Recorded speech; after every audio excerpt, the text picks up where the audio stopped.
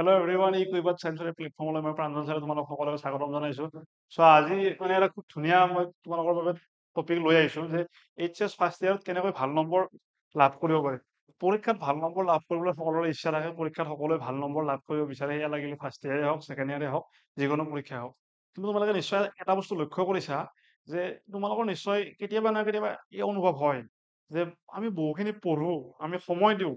আমি মুখস্থ কৰো, কিন্তু পৰীক্ষাত গৈ পেলাই ফাইনেলি নম্বৰ নাপাওঁ। তোমাৰ হয় নে নহয়? পৰীক্ষাত গৈ পেলাই নম্বৰ মানে আমি কমকৈ পাওঁ। বা আমাৰ কিছুমান এনেকুৱা বন্ধু থাকে যিয়ে গোটেই দিন মানে দিনটোৱে হওক বা গোটেই মানে বছৰটোৱে হওক বেছি পঢ়া শুনা নকৰে, পৰীক্ষাৰ আগে অলপ সময় পঢ়া শুনা কৰে বা মানে অলপ মানে দুই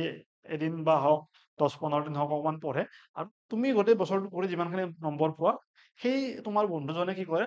সেই 10 দিন পঢ়ি পেলাই কি হয়, তোমাৰ সেইখিনি নম্বৰ মানে লাভ কৰে। এই বস্তুটো আমাৰ নিশ্চয় তেতিয়া আমাৰ বেয়া লাগে যে আমি গোটেই বছৰটো পঢ়িলো, আমি গোটেই বছৰটো চিৰিয়াছ হৈ পঢ়িলো, আৰু এইজন আমাৰ ফ্ৰেণ্ডে কি কৰিলে, গোটেই বছৰটো চিনেমা চালে, ঘূৰিলে ফুৰিলে, অত গ'ল তত গ'ল, আৰু আজি সিও ইমানখিনি নম্বৰ পালে, ময়ো ইমানখিনিয়ে নম্বৰ পালো। গতিকে এই কথাখিনি আচলতে কি হয় যে আমাৰ বিভিন্ন সময়ত আমি ভাবো বা আমি কিয় নম্বৰ নাপাওঁ। একচুৱেলি পৰীক্ষাত নম্বৰ পোৱাৰ এটা কিছুমান টেকনিক আছে একচুৱেলি তোমাৰ। আৰু এটা বস্তু লক্ষ্য কৰিবা যে যিবিলাকে এবাৰ নৰ্মেলি ক্লাছত টপাৰ হৈ যায়, ভাল নম্বৰ লাভ কৰে, তেওঁলোকে কণ্টিনিউৱাছলি কি হৈ থাকে, টপাৰ হৈ থাকে, নিজৰ এটা যিটো পজিশ্যনটো মানে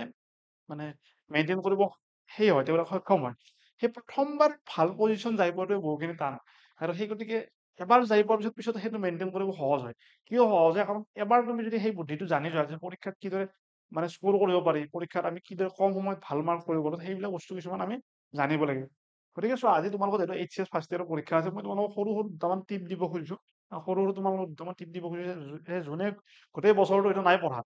মানে বিশেষকৈ যিসকলে মানে গোটেই মানে অকমান কমকে পঢ়িছা, আৰু বিশেষকে এইটো বেছিভাগৰ লগত এইকাৰণে হয় ফাৰ্ষ্ট ইয়াৰত, কাৰণ তোমালোকে ক্লাছ 10 পাছ কৰি অকমান কিবা মুক্ত হৈ পঢ়া, যে তোমালোকৰ কি হয়, এটা মানে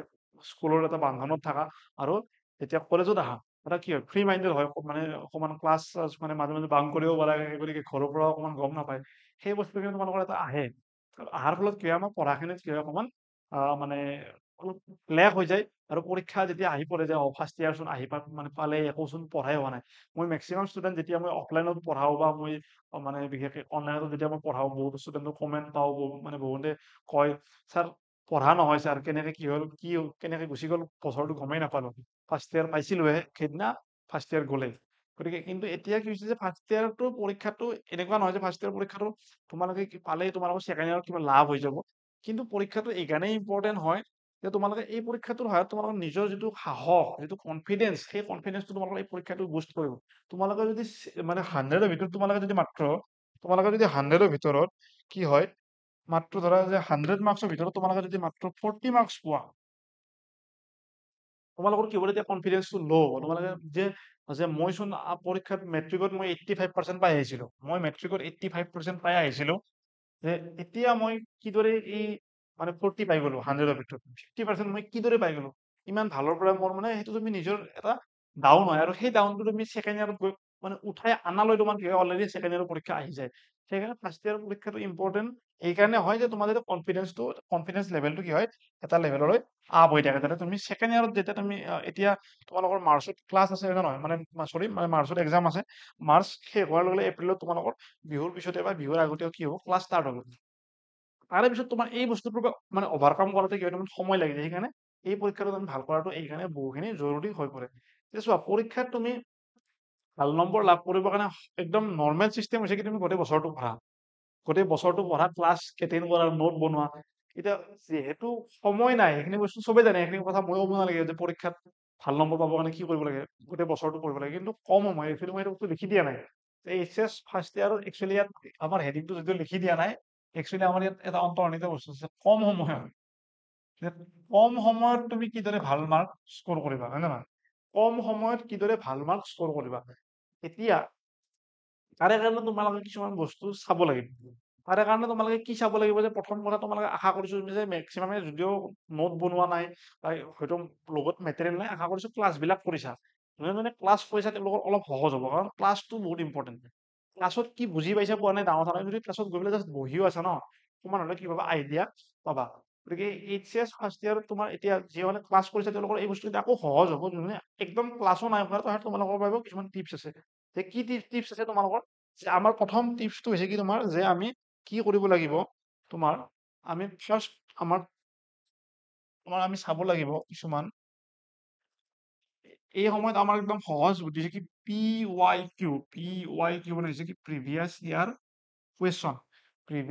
কুৱেশ্যন এনালাইচিছ না নহয়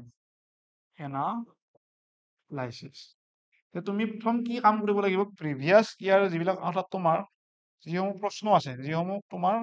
আগতে আহি যোৱা প্ৰশ্ন আছে সেই প্ৰশ্নসমূহ তোমালোকে কি কৰিব লাগিব সেই প্ৰশ্নসমূহ তোমালোকে চাব লাগিব যে এই চেপ্টাৰটোৰ পৰা আমাৰ কি ধৰণৰ প্ৰশ্ন আহিব পাৰে যে এ নামৰ চেপ্টাৰটোৰ পৰা সেয়া লাগিলে ফিজিক্সে হওক কেমেষ্ট্ৰি হওক যে এ নামৰ চেপ্টাৰটোৰ পৰা আমাৰ যে নৰ্মেলি এটা তুমি যদি চোৱা নৰ্মেলি তাৰে কাৰণে তুমি কিমান বছৰ চাব লাগিব তুমি নৰ্মেলি 5 to 7 ইয়াৰৰ একচুৱেলি কি হয় আমাৰ পি ৱাই কিউ তুমি যদি চোৱা অৰ্থাৎ প্ৰিভিয়াছ ইয়াৰ পেপাৰ চোৱা তোমাৰ বহুখিনি বস্তু ক্লিয়াৰ হৈ যায় কিন্তু এতিয়া তোমালোকৰ পি ৱাই কিউ তোমাৰ হয়তো যদি সময় নাই তুমি মিনিমাম 3 ইয়াৰ হলেও 3 ইয়াৰ নহয় যদি মিনিমাম 5 ইয়াৰ চাই যাবা পৰীক্ষাৰ বাবে মিনিমাম 5 বছৰৰ পি ৱাই কিউ তোমালোকে চাই যাবা যদি তোমালোকে একো নাই পঢ়া যদি পঢ়িছা অলপ চলপ তেতিয়াতো ভালেই তেতিয়া পি ৱাই কিউ চাইছা তেতিয়া আৰু তোমালোকৰ স্ক'ৰ বহুত ভাল হ'ব যদি চোৱাও নাই তোমালোকে এই পি ৱাই কিউ কমচে কম চাই যাবা তেতিয়া তোমাৰ কি হ'ব মানে মাৰ্কটো স্ক'ৰ কৰাত সহজ হ'ব নেক্সট কি হ'ব তোমাৰ যে নেক্সট আমাৰ কি হ'ব তোমাৰ আমি যেতিয়া প্ৰশ্ন লিখিম আমি যেতিয়া আমি মানে বস্তুখিনি যদি পঢ়িও লওঁ এতিয়া ধৰা পৰীক্ষালৈ মানে আমাৰ বেছি দিন নাই পৰীক্ষা অলমষ্ট ষ্টাৰ্ট হ'বই আমাৰ মানে 3-4 দিন পৰীক্ষালৈ সময় আছে যে পৰীক্ষাত লেখাটো বহুত ইম্পৰ্টেণ্ট যে পৰীক্ষাত চোৱা পৰীক্ষাত তুমি কি কৰিবা পৰীক্ষাত তুমি যে ৰাইট পইণ্ট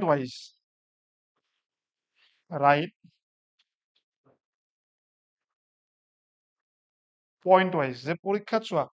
পৰীক্ষাত তুমি এই দীঘলীয়া এখন মানে একদম ধাৰাপাত আমি যিটো আমাৰ কয় নৰ্মেল ভাষাত ধাৰাপাত লিখা বুলি কয় ন যে তুমি ধাৰাপাত লিখিব নাযাবা একদম দীঘলীয়া লিখিয়ে আছা বোলে একদম 3 পেজ লিখি দিলা যিখিনি জানা যিখিনি নাজানা বোলে লিখাই নাই সেই ধৰণৰ নহয় যে যিখিনি ধৰা 2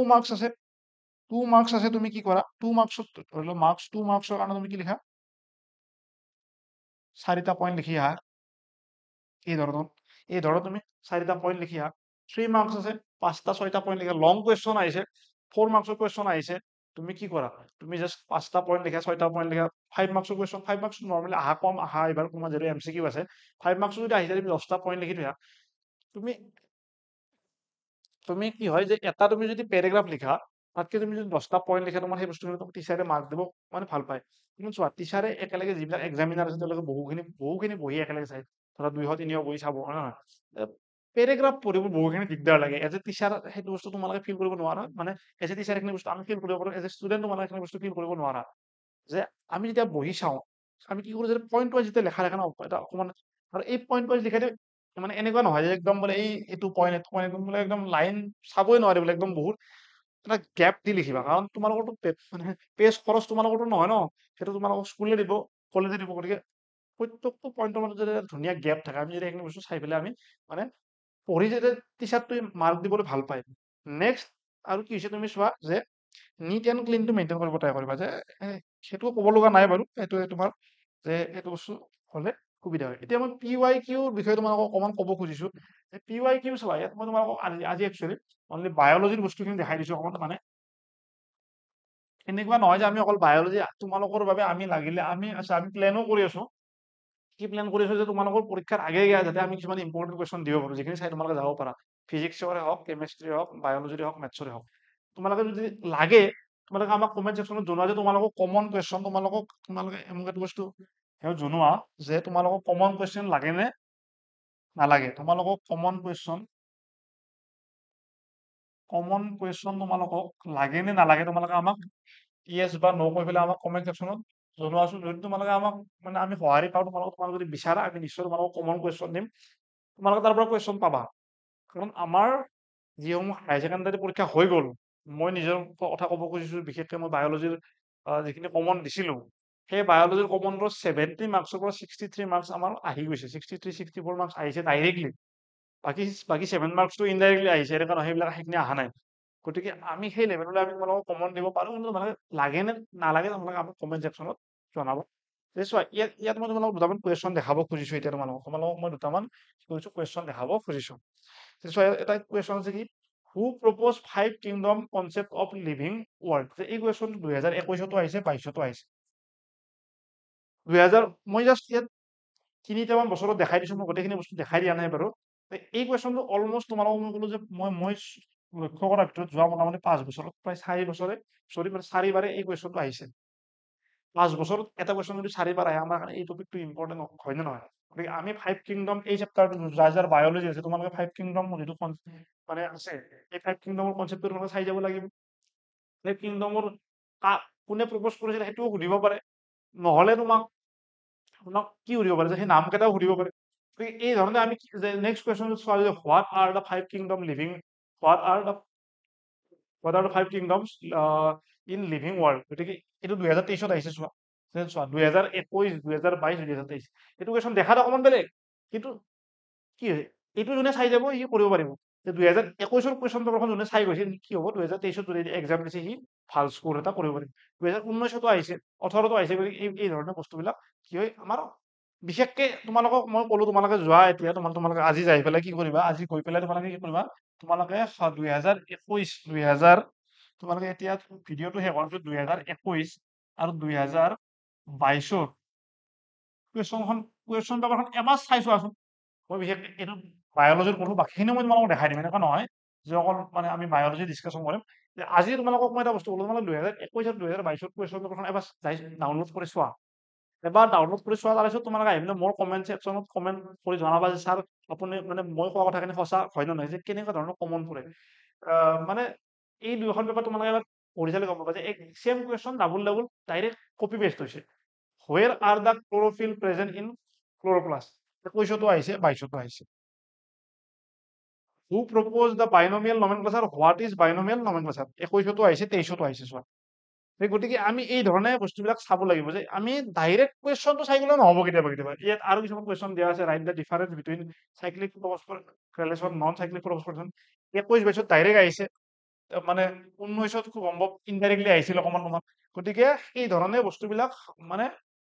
ডাইৰেক্ট কি হয় আমাৰ কমন পৰে গতিকে এনেকুৱা ধৰণৰ প্ৰত্যেকটো কুৱেশ্যনত দেখুওৱা আছে এই বস্তুটো মই ক'ব খুজিছো যে তোমালোকে PYQ এনালাইচিছ চবতকে ইম্পৰ্টেণ্ট যোৱা 5 বছৰ কুৱেশ্যন পেপাৰ ভালকে মুখস্থ কৰি যোৱা মুখস্থ কৰি যাবই কৈছো তোমালোকক মুখস্থ কৰি যোৱা ফিজিক্সৰ ডিডাকশ্যন চাই যোৱা কেমেষ্ট্ৰিৰ যিবিলাক ৰিয়েকশ্যন আছে যিবিলাক শ্বৰ্ট কুৱেশ্যন আছে চাই যোৱা মেথছৰ যিবিলাক কুৱেশ্যন দিয়া আছে সেইবিলাক প্ৰেক্টিচ কৰি যোৱা তোমালোকে আৰামছে 70 মাৰ্কছৰ ভিতৰত তোমালোকৰ কি হ'ব তোমালোকৰ 50-60 মাৰ্কছ তোমালোকে স্ক'ৰ কৰিব পাৰিবা 50-60 কৈছো মই তোমালোকক 30-20 কোৱা নাই 50-60 মাৰ্ক তোমালোকে স্ক'ৰ তাৰে কাৰণে কি কৰিব 5 to একচুৱেলি এই গোটেই ভিডিঅ'টোৰ একদম যিটো চামাৰি দিছো কি তোমালোকে 5 to 10 ইয়াৰ্ছ 10 ইয়াৰ্ছ নালাগে 5 to 7 ইয়াৰ্ছ 7 ইয়াৰ্ছ PYQ